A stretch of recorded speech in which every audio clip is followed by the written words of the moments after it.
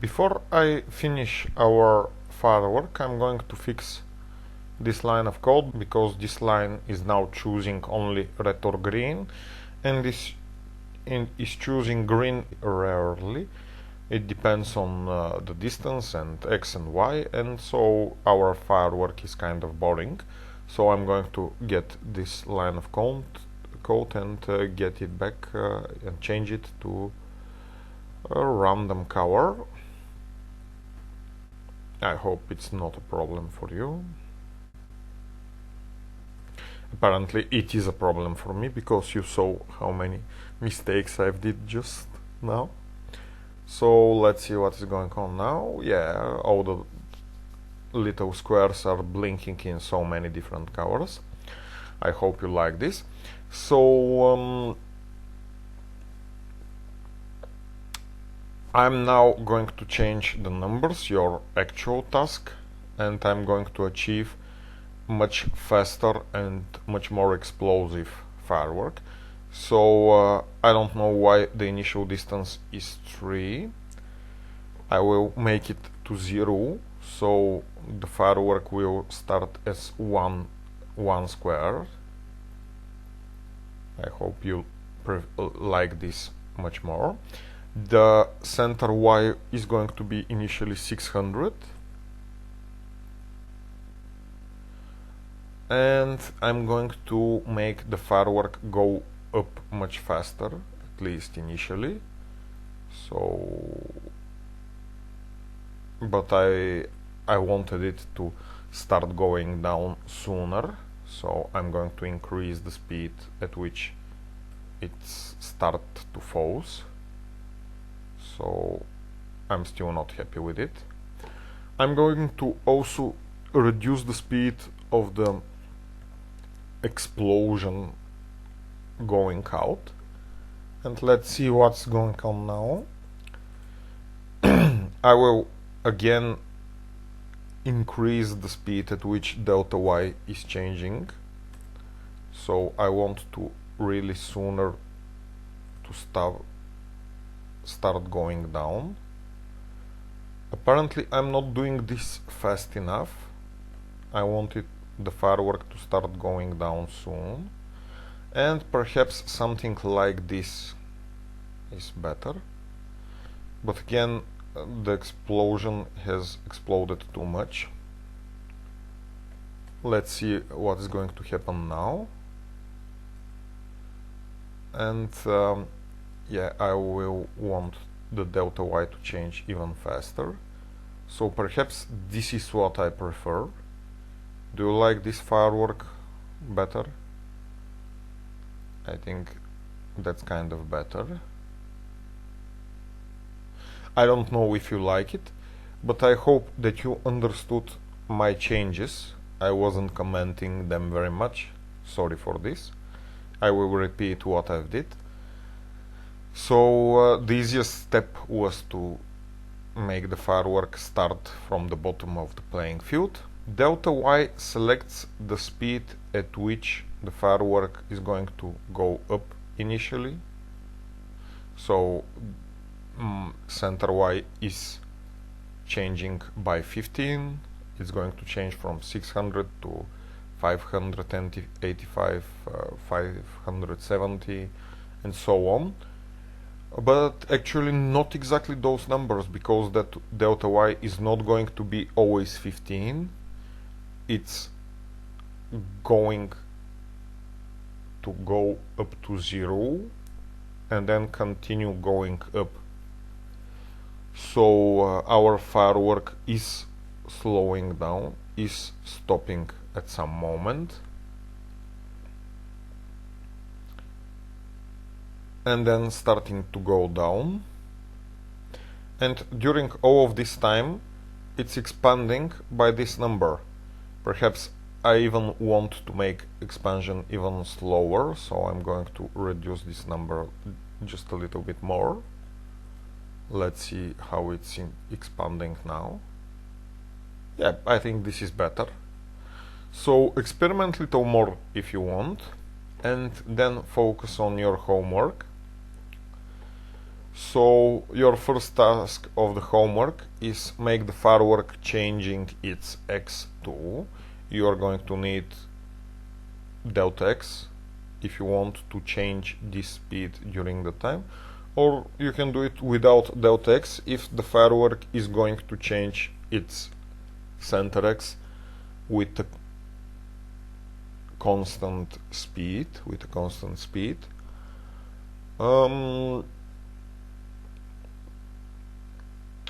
When I start my browser with start HTML, I can see that the firework is expanding, going up, then down, and now I don't see anything anymore. It's going to be white forever, and I don't like this. So let me be able to start a new firework with key up. Actually, now I have a better idea, so I'm going to add it to your homework. Let the player choose the start position of a firework with a mouse up. I think both those tasks are really similar, so I hope you have no problem with 2 or 3.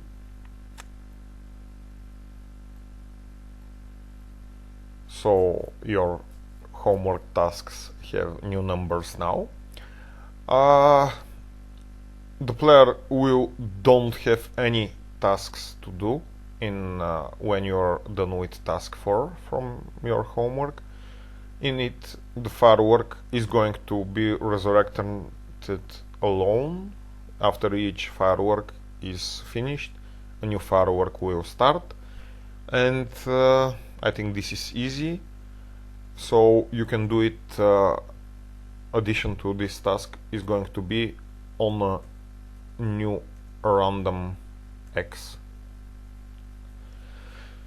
And I think this was the final easy task. I think all of this is going to be really easy, and I really hope that you can do all of those tasks. If you aren't able to finish them yourself, perhaps you need to go back and learn again some of the stuff you missed. Task 5 is the first of the kind of difficult tasks. In it, I want you to make all of the squares of the firework to have the same color, and this color should be changing with each new firework, so each of the fireworks that resurrects will have its own color. Or in subtask B, I want this color to be changed on each new draw,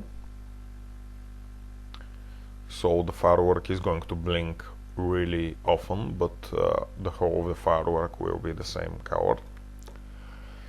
In task 6, I want you to go back to our existing game, for example the shooter or any other game in which something might collide with something, and you can add our firework to this game as an animation for the collision of perhaps the player's bullet with the enemy, or the player and the enemy, or any other collision that you choose. And your tasks 7 and 8 are hard to explain, so I've decided to code them for you. I'm going to first show you task 8, that is the difficult one. In task 8 I want you to do this. Is it really crazy? You can see that there are a lot of small squares, 50 by 50 pixels, and each of those 50 by 50 pixel squares, 50 by 50 pixel squares, on each draw consist of smaller squares that are drawn in a specific manner, This is task 8, the last task of your homework, but in order to understand what is going on in each of the small squares, I've decided to show you task 7 before. It's easier because we don't have such a small squares 50 by 50 pixels. We have one big animation, and it consists of bigger huge square 800 by 800 pixels, and over it there is another square which is with size 798 pixels by 798. Over it a square 796 pixels by 796. All of these squares, as you can see, have a random color. You can use a random color for all of the squares, or you can choose a formula that will expand all of the colors to an outer square, so it is going to look not so random, but as we are going inside or outside of a tunnel. And when you are ready with this task 7, you only need one for loop for it. You can go to this task 8. As you can see, we have 2 for loops for all of the squares, the big squares, and for the inner squares we need one other for loop that is going to count the size of the inner squares. So for your last and hardest task, you will actually need 3 embedded nested for loops, one counting the center of each square 50 by 50, one counting the y of each of these squares, and the last for loop is going to count the size of the smaller inner squares. Good luck!